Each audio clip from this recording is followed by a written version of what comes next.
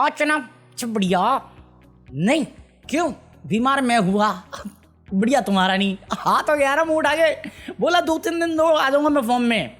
क्योंकि कल बैठ के मैं यही सोच रहा था यार, वैसे ही डाउनफॉल चल रहा है, ऊपर से मैं छुट्टी मार लेता हूँ, अपनी तो किस्मत बेकार है। इतनी में मेरा एक दोस्त मुंह बोला, मेरे पास आया, बोला चिंता मत कर सब सही होगा। मैं कहा मेरा बाप गटकरी थोड़ी है, और भाई मैं नास्तिक आदमी, मैं भगवान के सामने जाके प्रार्थना करी है कि भगवान डाउनफॉल तू जैसा भी दे, जैसा भी, बट जो कमबैक हो वो इसके बेटे जैसा ही होना चाहिए।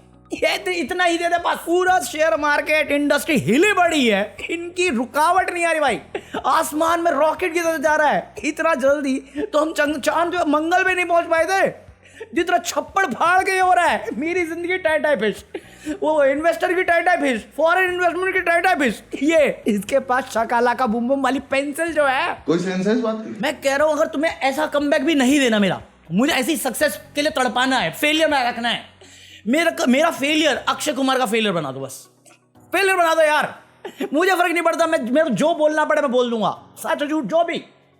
अरे जब बाप का प्रोफेशन बदल सकता है, समय समय पर नया बाप बना सकता है। अभी कुछ दिन पहले मैंने तुम्हें क्लिप दिखाई थी, अक्षय कुमार बोला एक जगह पे मेरा बाप रेसलर है, दूसरी जगह पे बोला आर्मी में, तीसरी जगह पे बोला अकाउंटेंट है। इतने प्रोफेशन किया, पता नहीं बाप है कि जॉनी सिंह। अभी मोदी जी के गांव में घूम रहा है। अब मैं नेक्स्ट इंटरव्यू का वेट कर रहा हूं, मेरे पापा प्रधानमंत्री है। कुछ भी अभी तुम बोलोगे भाई ये पर्सनल अटैक हो गया, नहीं ये गलत है। ना अमित शाह नहीं हूं मैं तो खुद मानता हूं कि गडकरी जी के जो बेटे हैं उन्होंने बड़ी कठोर परिश्रम से ये कंपनी को यहां तक पहुंचाया है, बहुत मेहनत करी है।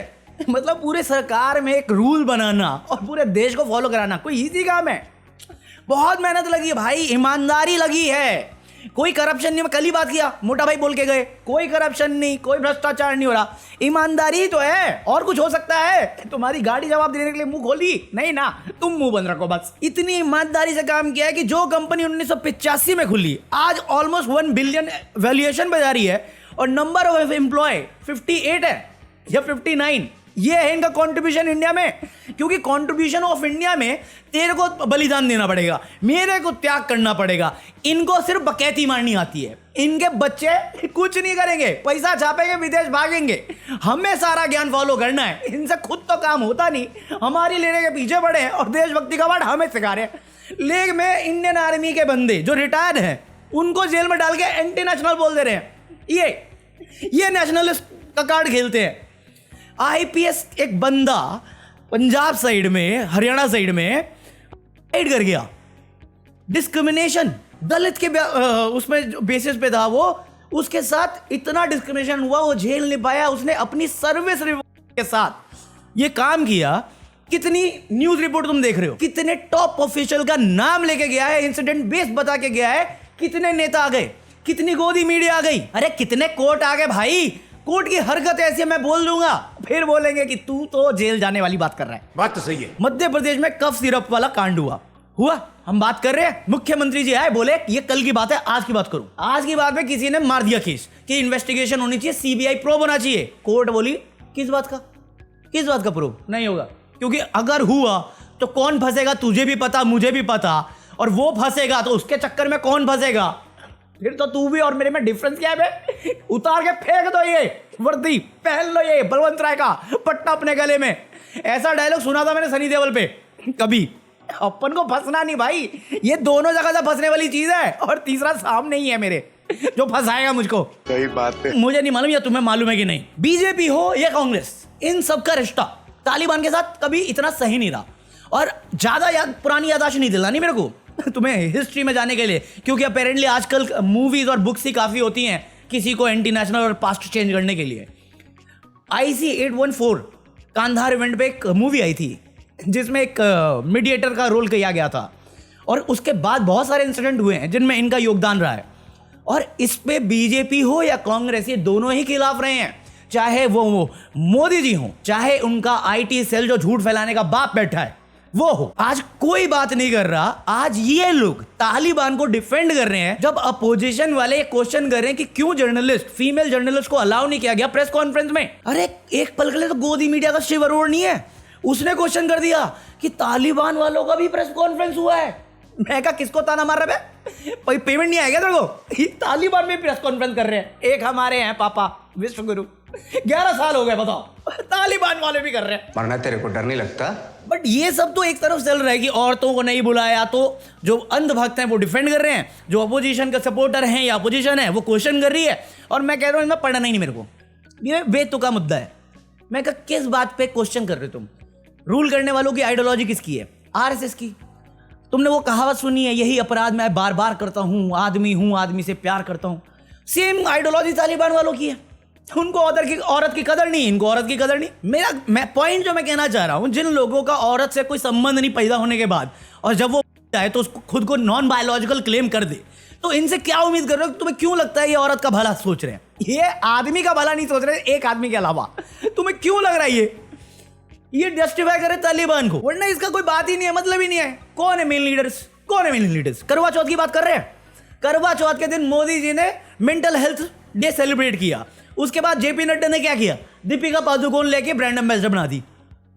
ये वही दीपिका पादुकोण है जिससे ये अंधभक्त नफरत करते थे, क्योंकि ये दीपिका पादुकोण जेएनयू में गई थी। अरे रो गए वो कि दीपिका पादुकोण क्यों? इसको तो राहुल गांधी पसंद है, ये तो एंटी नेशनल जेएनयू में गई थी। मैं कहा फिर फाइनेंस मिनिस्टर पे भी बोलना थोड़ा, वो जेएनयू से पास आउट है। भाई सच में इन अंधभक्तों को बीजेपी लीडर से अच्छा कोई ट्रोल नहीं करता, मैं भी नहीं करता। वो मान चुके हैं इस बात को। तो साला ये दुख का खत्म नहीं होता बे। अब ये देखो, करवा चौथ का दिन है, करवा चौथ मनाना है। हमको कौन सब सिखा रहा था कि स्वदेशी करो। अगर देश का भला चाहते हो, देश को नंबर 1 देखना चाहते हो, आत्मनिर्भर बनाना चाहते हो, तो तुम्हें देसी माल खरीदना पड़ेगा। मोटा भाई तो कह रहे थे 5,000 रुपए अपना खादी में खर्च करो। ठाकुर साहब ने हमें बोला देश के गद्दारों को, फिर हमें बोला स्वदेशी करो, और फिर करवा चौथ पे आईफोन से फोटो खींच के खुद ही पोस्ट कर रहे हैं। कुछ शर्म आया है? निशिकांत दुबे जी बोला स्वदेशी यूज करो, और करवा चौथ मनाने के लिए ये न्यूयॉर्क जा रहे हैं, मैनहट्टन। खुद के बच्चे भेज के संतुष्टि नहीं मिली। मैं बोला ना, रूल्स इन हमारे लिए, देश का भला हम चाहते हैं, इनकी जॉब है, इन्होंने मालिक समझ लिया कि अब हम मालिक तुम गुलाम, तुम्हें करना पड़ेगा, हम सारी गंदगी करेंगे। वरना कौन सा सही दिमाग में होम मिनिस्टर आके स्टेज पे चढ़ के ये बात बोलता है? और 11 में 79% हुए, और मुस्लिमों की संख्या 14.2%, 24.6% के दर से, और हिंदू आबादी 4.5% कमी हुई। आप कह रहे हो 2011 तक उनकी जनसंख्या कितने परसेंट थी, और उसके बाद सीधा 24 हो गई। इन 11 साल में रूल कौन कर रहा था? इन 11 सालों में ये 2 गुना स्पीड से बढ़े हैं, राइट? सो इन 11 सालों में कौन रूल कर रहा था? ये जॉब किसकी थी? बीएसएफ सिक्योरिटी किसके अंडर आती है? और अगर वो बंदा इतना नाकाबिल है कि उसकी आंखों के सामने ये सब हो रहा है, वो बंदा हर बार इलेक्शन के स्टेजेस पर चढ़ के ऐसे बयान दे रहा है, तो क्या वो काबिल है? क्या उसे रिजाइन नहीं करना चाहिए था? नहीं करना चाहिए था, क्योंकि ये तो हमारी पॉलिसी है। जब रूल हमने ऐसा सेट किया है कि हम ही बेशरम है, तो हमसे नीचे वाले कुछ बेकार ही सुनेंगे ना। कंट्रोल उदय। कोई भी कांडी आता है, कुछ भी करके जाता है, कोई भी सामान उठा के आता है, बाहर से बस जाता है। 11 साल से इनकी रूलिंग है, जनसंख्या बढ़ रही है, हर बार हर इलेक्शन से पहले स्टेज पे चढ़ के बोलते हैं, फिर खुद ही आके बताते हैं कि मैं कितना बड़ा नाकाबिल हूं, मैं कितना बड़ा फेलियर हूं। आप ऐसा, मेरा काम है ये, मेरे से हो नहीं रहा, बट मुझे चांस देते रहो तुम। या तो तुम्हें मैंने बेवकूफ समझा है, या मैं इतना बड़ा फेलियर हूं कि अपनी हर फेलियर को मैं उत्सव में मना देता हूं। जीएसटी 2.0 सामने ही है, मुझे क्रेडिट नहीं चाहिए। दूसरा सवाल यही है कि ये डेटा कहां से लाया आप? कहां से आया? 2011 का सेंसस हुआ, वहां तक का डेटा मेरे पास भी है। 2011 से लेके 2025 तक में सेंसस तो आपने किया ही नहीं, जनगणना तो हुई नहीं।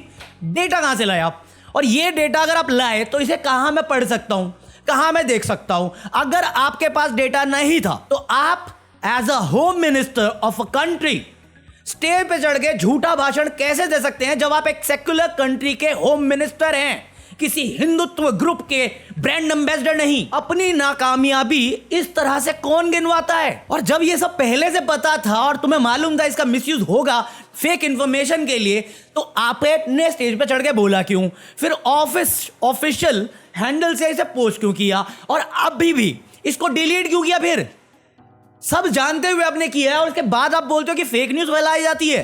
फेक न्यूज फैलाने के मास्टरमाइंड आप हो। क्या बात कर रहे हो आप? मैं मजाक नहीं कर रहा, ये बातें धीरेन्द्र शास्त्री ने चुन ली भाई। मेरे पास आके रोया वो, आंसुओं से बोला वो बीजेपी हटाओ देश बचाओ। तुम्हें जोक लग रहा है, सही बोल रहा हूँ। इस देश को बचा लीजिए वरना ये देश फिर से गुलाम हो जाएगा। देश का माहौल खराब किया जा रहा है, हिंदू मुसलमान करवाया जा रहा है। अरे हम तिरंगे से प्यार क्यों ना करें, अरे हम भारत से प्यार क्यों ना करें। आजकल बेरोजगारी पर चर्चा नहीं होती, देश को बढ़ाने पर चर्चा नहीं होती, युवाओं की बुद्धि शुद्धि पर चर्चा नहीं होती, संस्कार सुधार पर चर्चा नहीं होती। मत भेजा करो ऐसी क्लिप यार उसके पास, वो इमोशनल बंदा है, जब तक पावर में तभी चाट रहा है, फिर तो इसकी भी हवा खराब रहेगी।